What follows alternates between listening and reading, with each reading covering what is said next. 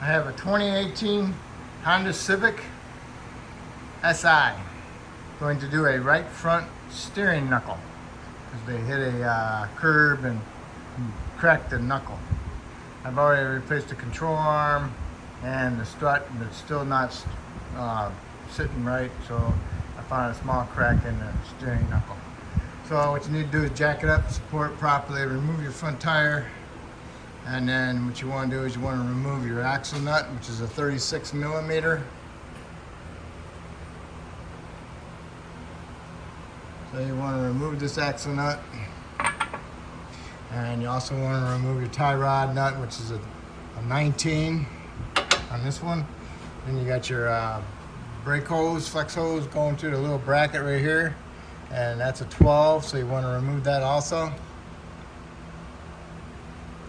And then you got the strut to knuckle bolt right here, which is a 17. You can remove that, but we'll wait on that because we want to undo the ball joint first.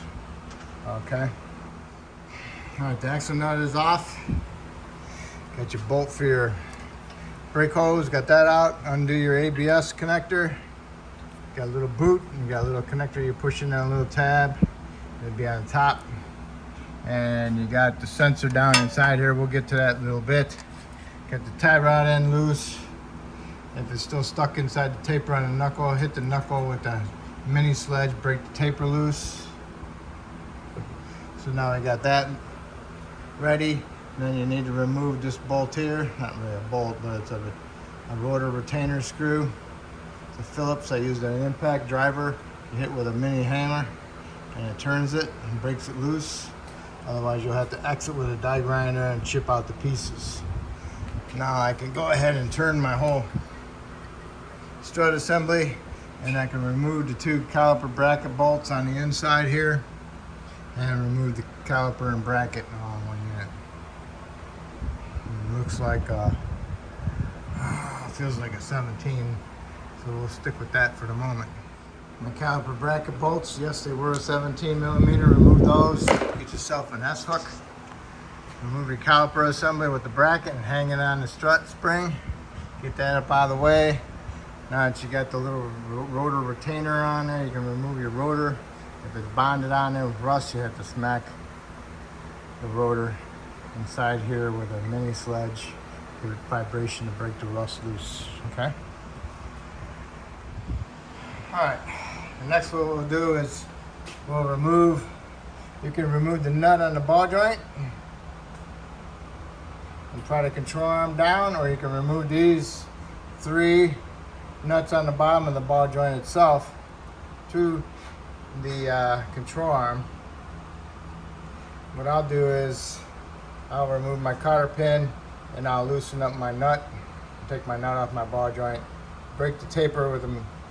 Hit the knuckle with my hammer, break the taper, and then I can try to control arm down, and then I can pull this whole strut assembly out. Just make sure that this is loose, the axle is loose inside the hub, and if it's not, then you're gonna have problems pulling your knuckle out because you're gonna be pulling the axle with it, so this has to be loose. All right. My ball joint nut was a 19. Been replaced, but I pushed the axle all the way in so I can remove the nut fully off of it. So now I gotta make sure that my tapers broke right here on the ball joint, so I can try my control arm down. So I'll have to hit it with a mini sledge right there. Try not to hit the boot. Okay, when you're hitting the knuckle, you can kind of tell when it sounds different after you hit it a couple times. So okay, now I can go ahead and pry my control arm down, and then I can pull my knuckle assembly out towards me, and then I can go ahead and pull my axle all the way out and get my axle off to the side. Alright, I slid the axle out of the knuckle, pulled the whole assembly that way, pulled the axle out, you got it sitting right here. So now all I gotta do is remove that 17. And I still got this bracket back here on the side. I need to remove these two 12s to remove this bracket. because it's got the ABS wire on it. And I think the strut connector also. Alright, there was just one 12mm bolt that was being held in by this little retainer right there. So I got that off. Now I got my 17 loose. Now I can go ahead and hold my knuckle assembly and tap on with my mini sledge and then knock it down off the strut. Yours might be corroded on there, so you might have to take a little bit more effort with the hammer and some penetrant. Okay, I got the knuckle out. Now you want to remove the 10mm bolt that's holding your speed sensor in for ABS. Mine's frozen in there, so I spray it down with some penetrant. Both sides. You can tap on it with a screwdriver. Try to get it to turn by the bolt holes of it lightly, but it's not moving. I'll also use a brass drift on this side to try to push the sensor out that way. Just tap on it a little bit. You don't want to break it. Mine's not coming, so I'm going to let it sit for a little bit, and I'll try it in a little bit. Alright, I got the sensor out. What I do is I tap on it. After a while, I just tap on it lightly, and if it turns a little bit, then I can turn it back up a little bit, and then tap on it again, bring it back down, and then bring it back up, and keep working it back and forth. Keep spraying it with the penetrant, and then I can tap it out with my punch, and then I can get it out. I used the needle nose on here, and I wiggled it back and forth and pulled it out. So I got it out. Hopefully I didn't damage it when I was hitting it with my brass punch on the end. Looks okay so far. Won't know until I get it back together. They're like $70, and I can only get it from the dealer so far anyway that I've seen.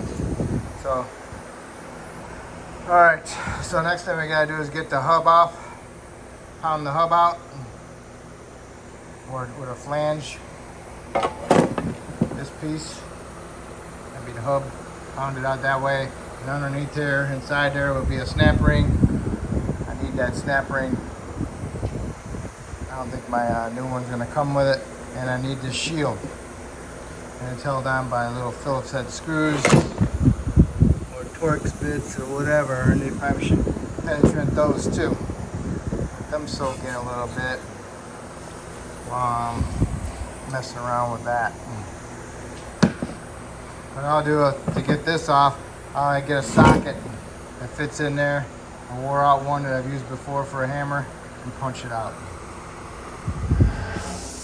Alright, I hit the flange out, turn it over. Here's your snap ring right here.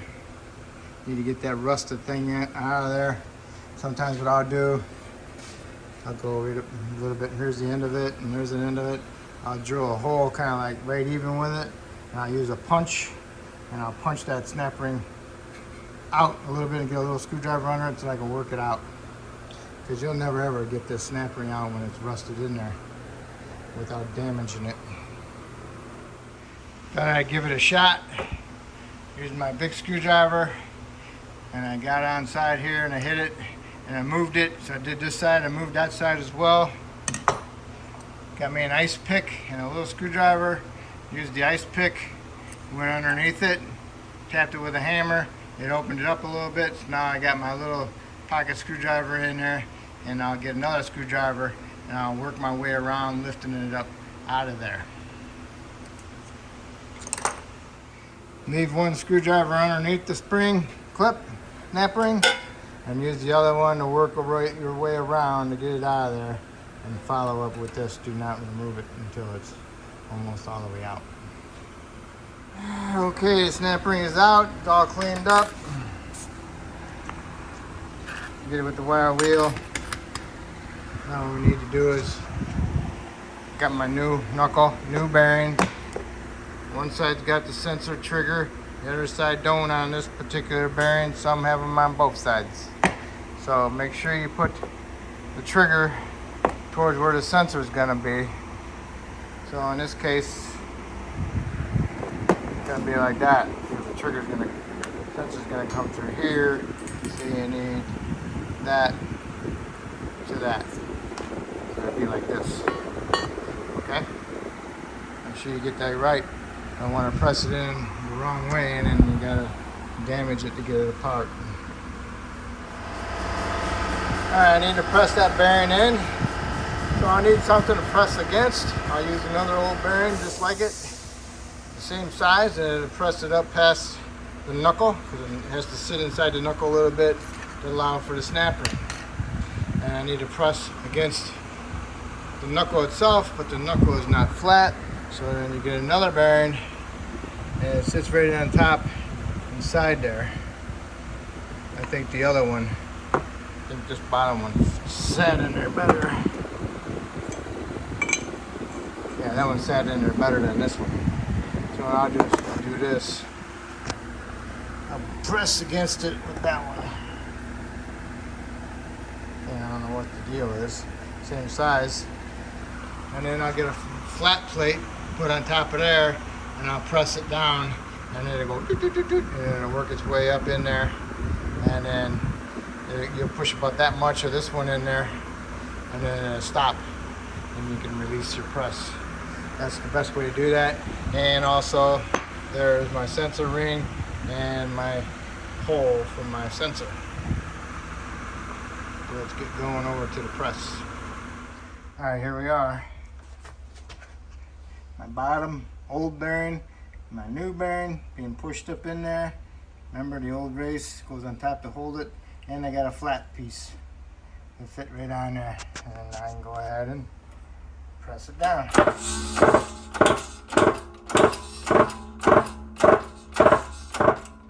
Hopefully my bottom race is true with it.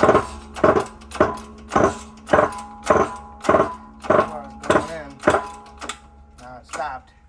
Just give it a little bit of oomph. Okay. Then you can go ahead and release the pressure, but you'll have to hold on to everything, otherwise it's going to fall. So, okay. See the groove where your snap ring goes, and the bearing is bottomed out. So now we got to do is put a little bit of anti-seize in there and put our snap ring in there. We'll have to get our dust shield off of here. And we got to get our old flange hub, cut the old bearing off of it. What I'll do is I get a die grinder with a cutoff wheel on. I'll do it angled like that. I cut it half as far as I can go without hitting this section. Then I have this in a vise, and I put a chisel in there and smack it with a hammer, and I finish cracking it, and then it'll open it up enough, and I can just tap that race off of there. The Phillips screws, it took forever to get out. I had to use vice grips. And then this is bonded on there too, because it goes tight fit. Man, that thing's fighting me the whole way. Okay, now I'm done with my knuckle. Now all I gotta do is get my flange and cut that piece out of there. That bearing race. Here's the die grinder. Cut it about, I don't know, maybe a couple 16ths, maybe a 16th to an 1/8 of an inch off of it. Got me a nice, pretty big, decent chisel. Put it in there. Hopefully the groove is deep enough for this chisel. Might have to get a little bit fatter one. I'll stick it in there and I'll smack it with my mini sledge, and it should crack it. If it don't crack it, then I gotta cut it more with my die grinder. Smacked it with my chisel, you've seen it open up, and now I can remove it.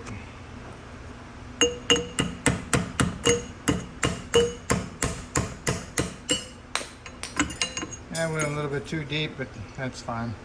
Not gonna hurt it, no seal rides on it. Now, gotta put our snap ring in. Alright, got the knuckle in the vise. Get the snap ring started on one side and just work it work it around, pushing it in there, push it in there. Okay. And just go around with a little punch it in there, make sure it's into the groove and seated properly.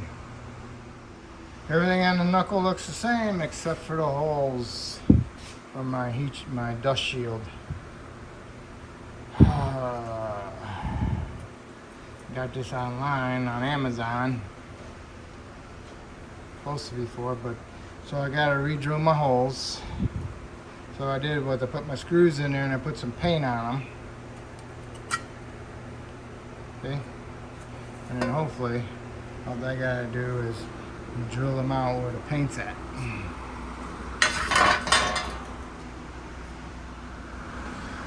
Okay, now I need to press the flange on.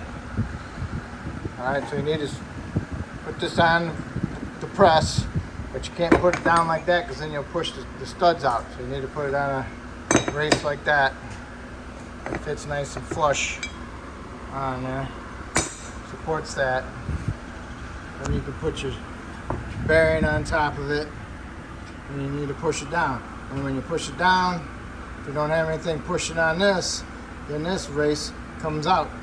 So you need to push that race down onto the flange. So what they got here is a bigger one that goes over that, and that'll fit right over that nicely. And I'll have this. I'll put that right on there, and I'll put my press against that. That's all on there.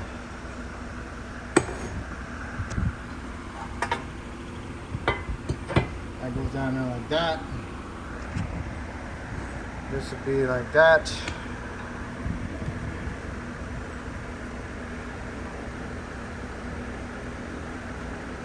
Centered.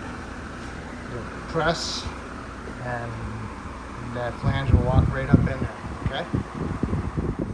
Okay, everything is centered. Going down smoothly. Okay.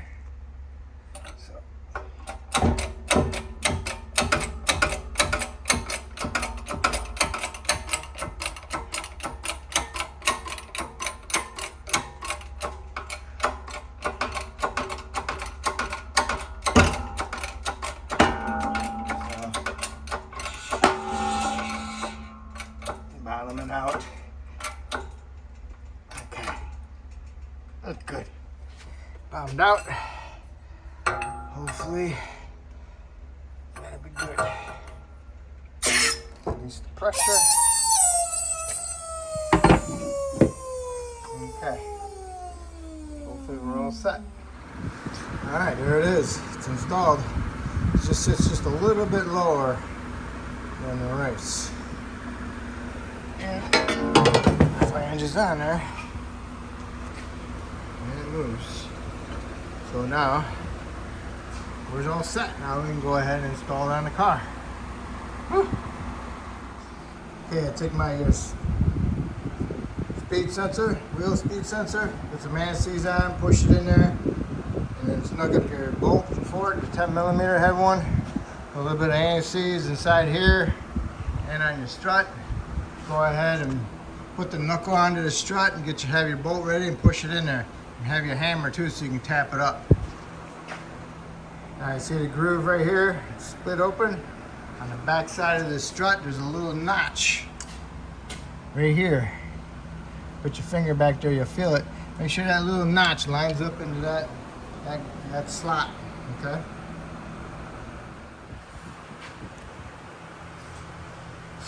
Okay, the knuckle I just pressed everything into was the wrong knuckle for this vehicle. This has the heavy duty suspension on it because it's got the turbo on it. The other knuckle was for a naturally aspirated engine, non-turbo. So if you see right here on the non-turbo, it's just straight. Okay? And this is the style with the heavy duty suspension because this part is different right here. It's bigger. It's a 1/16 inch bigger than the naturally aspirated engine because it has a different strut electronic strut that goes in here, and it's fatter, okay? Because this is like what, 2 1/8, and the other one that's naturally aspirated is 2 1/16. So there's a 1/16 difference between them. I'll try to put in a picture of the one that doesn't fit. So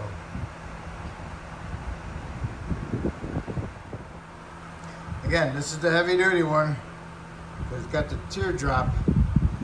The other one, light duty, is just straight ribs, straight up. Okay? And right here's my crack. So, I already sent the other one back, wasted my time. I got this one from a junkyard in California, and it's all assembled. Bearing feels good on the hub. So at least I showed you how to do the hub bearing anyway. So when you're going back together, make sure you clean this surface up. You don't want no high and low spots on there to cause a brake pulsation or anything like that.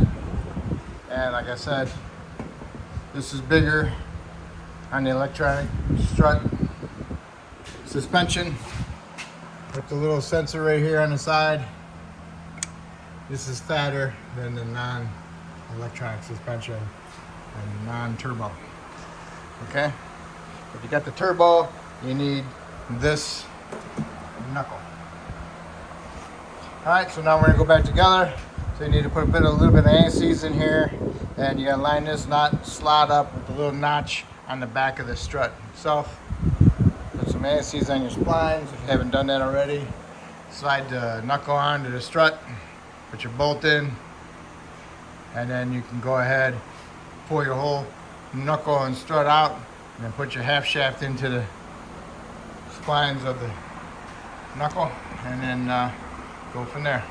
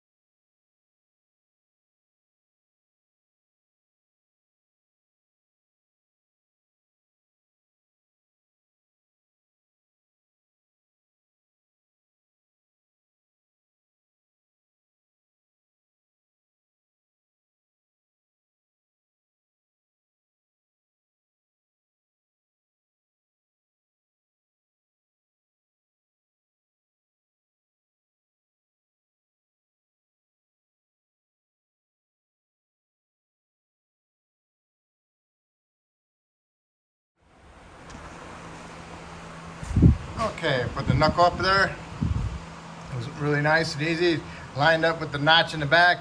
Put my bolt in, tightened it up. And make sure you hold the knuckle up before you do tighten it up. Don't let it hang.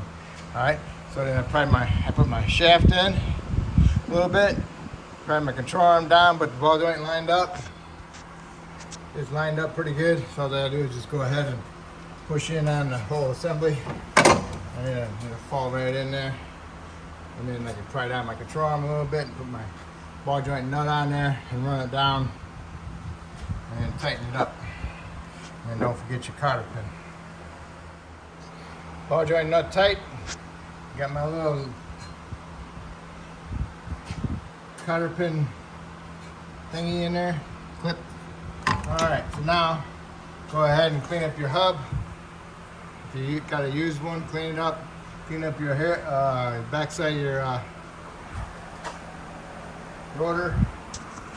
You put your nut on and run it down. Don't tighten it yet, and I'll get to that in a minute. Alright, cleaned up the hub, put a light film of anti-seize on it. Cleaned up the backside of the rotor. We're going to go ahead and put the rotor on, and we'll put our little holder screw on there. Alright, so you want to tighten your ball joint nut to 70 foot-pounds, and your pinch bolt for your strut. If it's a psi, it's 55. If it's an R, a regular, 46.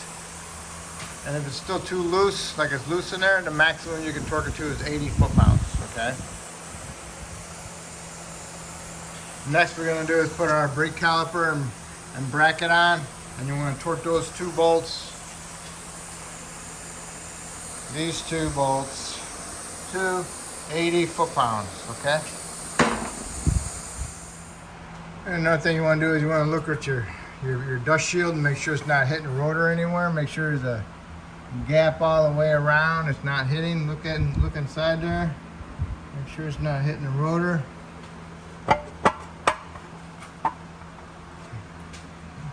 You can even turn your rotor.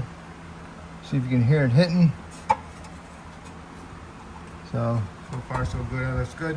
So now you want to do is put your ABS sensor bracket on there for the sensor and also for your brake hose. Put that on there, plug the ABS sensor in. Next, what you need to do is go ahead and put your tie rod on with its nut. And you want to tighten that one to 70 foot-pounds also. Alright, tie rod end's done. Now we need to do is tighten up our axle nut. And you want to torque that to 134 foot-pounds. 134. So now you're going to torque it. How do you keep it from turning? Because when you torque it, the whole thing turns. So what you do is you stick a flat blade screwdriver or a regular screwdriver inside the fins of the rotor up against the caliper bracket. And that will hold it so you can go ahead and torque it. Okay. Torqued. Then you want to go around, you want to find that spot where the little notch is on the axle. Right here. Then you want to go ahead and take a punch or a chisel and knock that in, right there. So that's kind of like helps lock it in place. Okay, I got that stamped in there. All right, so that's torqued. This is torqued. Tie rod torqued.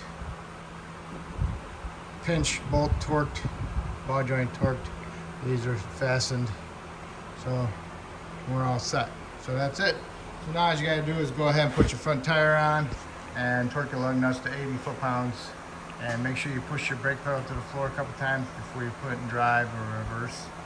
Okay, because it might have squeezed the piston out a little bit, or in, so you need to take up that gap.